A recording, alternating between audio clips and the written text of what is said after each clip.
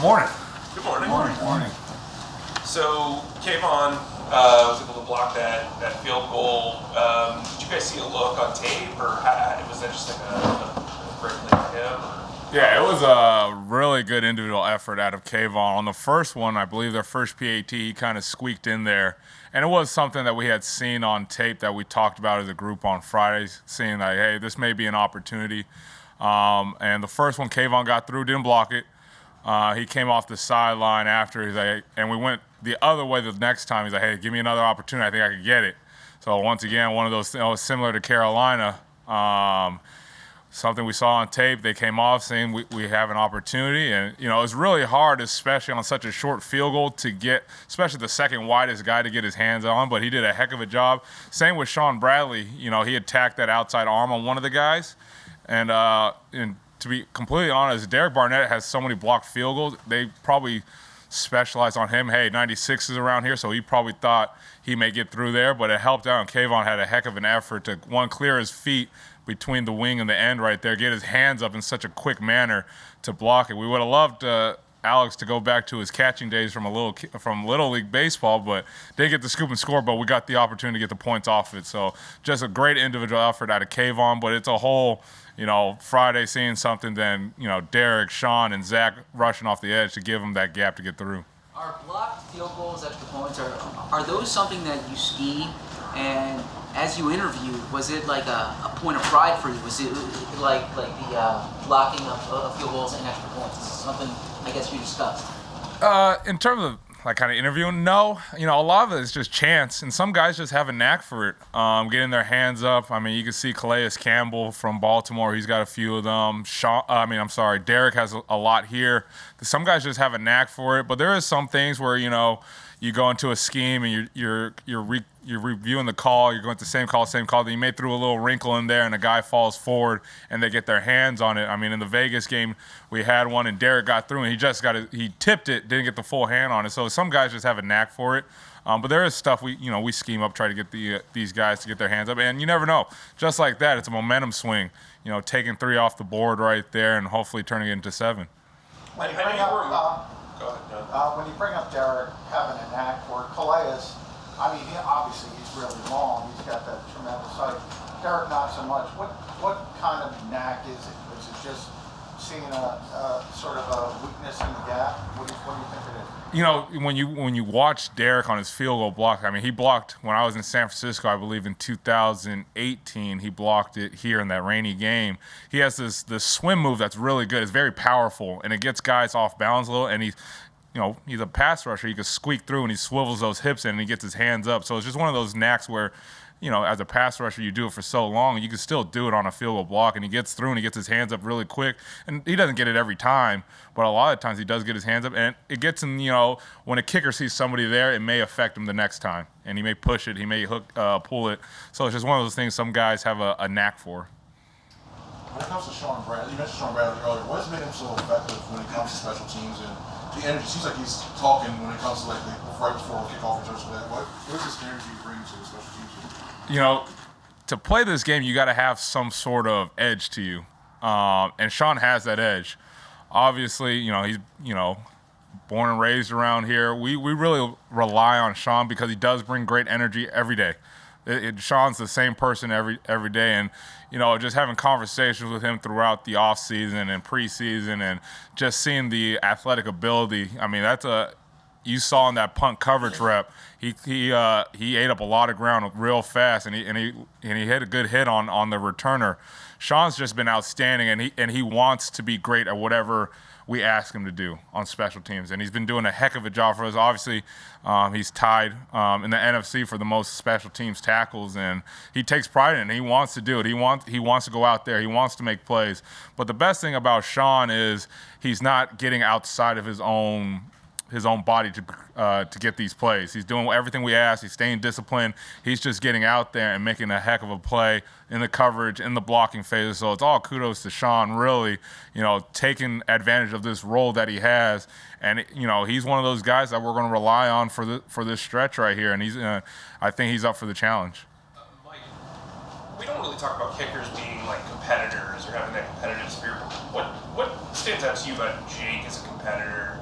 And I know you're a big golfer. Have you guys gone out yet and hit the ball? Yeah, with Jake, he's a very athletic guy, sneaky athletic guy. You probably see him smaller kicker probably, but he's probably one of the most athletic people on this team in all sports. And before the season started, myself, Tyler, Jake, and Aaron, we all went out and played at Liberty. And I mean, he's got a sweet stroke and everything, but his competitive edge, he wants to be great, which is going to allow him mentally take him to the next level. And I think he's having a really good year in terms of just being within himself, staying within the basics, what got him to this spot right here. And his competitive edge, like even on game day, it's like a light bulb switches, and he's in there. He wants to put as many points on the board as possible to help this team win. And he's done a fantastic job the entire season in terms of when we call on him, he steps up to the plate and he's been delivering for us. There were some questions about him last year. It probably wasn't his best season. I know you weren't here, but what have you seen from him this year, and how has he been able to be so steady? Yeah, obviously wasn't here last year, but just knowing Jake, around the league and hearing his name, you always know, all right, this guy's a very good kicker.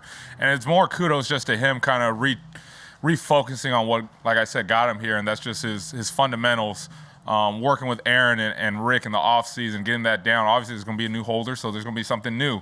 But they've been fantastic, and it's kudos to all three of those guys just working hand in hand, and they've been operating like a well-oiled machine. And the one thing that you definitely could tell between those three is, one, they like each other with helps, and they have fun during practice. We obviously have to get our job done, but they have a lot of fun doing it. And, a lot of the times in our room especially, we like to give each other a hard time, but it kind of loosens them up, and they go out free-willing, and, all three of them have been performing at a high level, but especially Jake, coming back from what you could say is a down year, one of his lower field goal percentages, but he's coming back and he's operating at a high level that's helping us win. And, that field goal at the end of the half was huge. It turns it from a one-score game to a two-score game, 20-10. That's a big momentum shift, no different than Carolina coming back from, 15-3, but he hits that 58-yard. Now it's 15-6. Now it's a little bit of a momentum builder. So we're really going to rely on him because he's a veteran and he's been in those tough spots and those shining lights. So it's always good to have Jake on our team right now. He had the one return, Mike, for about, 19 yards. Set him up on the plus side of the field. What do you think happened? For the most part, we did a good job, stringing it out. He was going about 50 yards for about a 2-yard return. But at the end, as much as, we talk about this all the time between all the players, like as good as Sean's been, he kind of got out of his lane, being a left side guy, got to the right side, and, his hole right there, he could have made the play, but he was washed down. Then at the last part, if Kayvon would have shot, he may have gotten a block in the back. He just kind of got pinned in there, especially being a wing. It was just the last 2 to 4 yards, we got pinned in, which we don't like, and we got to get better at that, especially with this returner that we're facing this week. But we strung him out. It was a great pump by Aaron, great hang time. We just got to make that play when given that opportunity to keep them from a backed up situation and flip the field to about the 39, 40-yard line. The Saints have a couple blocks also. What do they do well? I'm sorry, what was that? The Saints have a couple blocks also. What do they do well? They do a great job. They rush hard. When I was in San Francisco, John Lynch said a good defense is how you field goal block. And guys that have an opportunity to go out there and, it's 2 seconds of free pain, it's tough for the field goal team. It's physically demanding as a field goal team, but they rush hard. They get under your pads. They get their hands up. They got some guys that have the length. And if you hit a low ball, they're going to get their hands on it. And Darren Rizzi's done a fantastic job in New Orleans, and he's been doing a great job since he's been in the NFL, getting those hands up because it can alter the game as you see some missed extra points. Now you're thinking, all right, now it's not a field goal game. Now it's an actual touchdown game. So they've done a really good job of just kind of understanding how they could change the game with that. Pre-game and post-game, Nick made a big deal out of physicality, whatever term you use. But T.J. Edwards for the defense, you kind of mentioned, maybe Jordan. Is that Sean for you, the physicality part of it? Yeah. I think, we try to rely on everyone to play with a chip on their shoulder and be physical, but Sean brings a certain edge, as you can see on the game. He, as you guys alluded to, he's talking before the kickoff return, after a punt. We may have to ring him in just a tad bit, knowing that these taunting penalties are coming, but you got to play with a chip on your shoulder, and he is a physical presence out there. And I think it helps bring the energy to everybody else. Like, we were on the opposite sideline, but you could hear that hit. And when you could hear a hit like that in an NFL stadium, it brings a certain amount of energy. And I know it's something that it's not seen, but Jordan Howard on the last punt, he's running down there, and a guy tried to give him a shove, and Jordan pitched for, he lifted this guy and got him out the way, and our sidelines got so energetic and energized by it. And I mean, it's the fourth quarter, it's like 4 minutes left. So bringing that physicality and just a chip on your shoulder is just going to bring, that energy that allows you to play fast and gives that momentum swing for the whole team. Anything else? What does a hit like that do for your adrenaline? Like, as a coach, like on the sideline, when you see something like that, what does that do for you? For me, I'm just hoping the guy gets on the ground. But in terms of it, and Joe Panunzio says it a lot. Your team kind of takes its own personality after their coach, and I'm not saying they have my personality, but when a guy gets out there and he celebrates and he's having fun, I always try to relate to these guys. We're playing a kid's game, and if you're not having fun playing this game, it's gonna pass by you. But to see a hit like that and the energy, everyone dapping them up, and you see the defense guys flying off, it allows you as a coach to see why you do it. You see a grown adult that does, plays this sport, puts his body on the line, have that free energy as a kid.